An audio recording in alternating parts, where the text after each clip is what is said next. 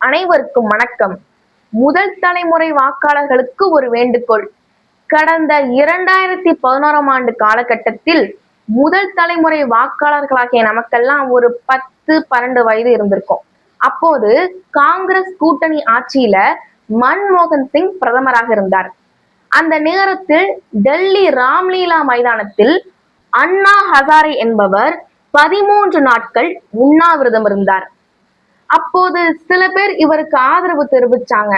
அது போல நம்ம ஒரு நடிகர் கூட போய் நேர்ல ஆதரவு தெரிவிச்சாங்க.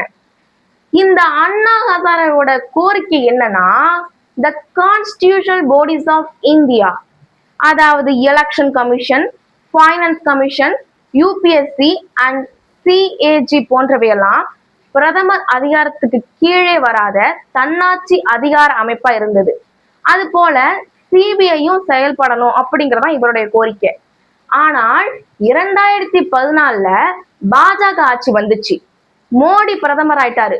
நிலைமை தலைகீழா மாறிடுச்சு.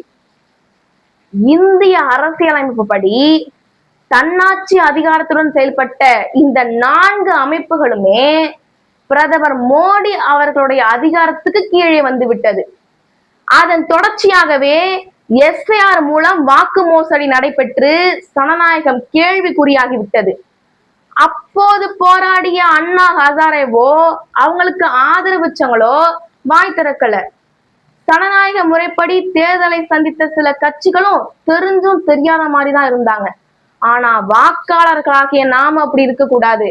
நமக்கு வாக்களிக்க வேண்டிய கடமையும் இருக்கு. எஸ்ஐஆர் மூலம் வாக்கு மோசடி செய்பவர்களை அம்பலப்படுத்தும் கூடுதல் கடமையும் இருக்கு. எனவே நமது காலகட்டத்தில் வந்த கூடுதல் கடமையை சிறப்பாக எண்ணி பொறுப்பாக செயல்படுவோம். நன்றி.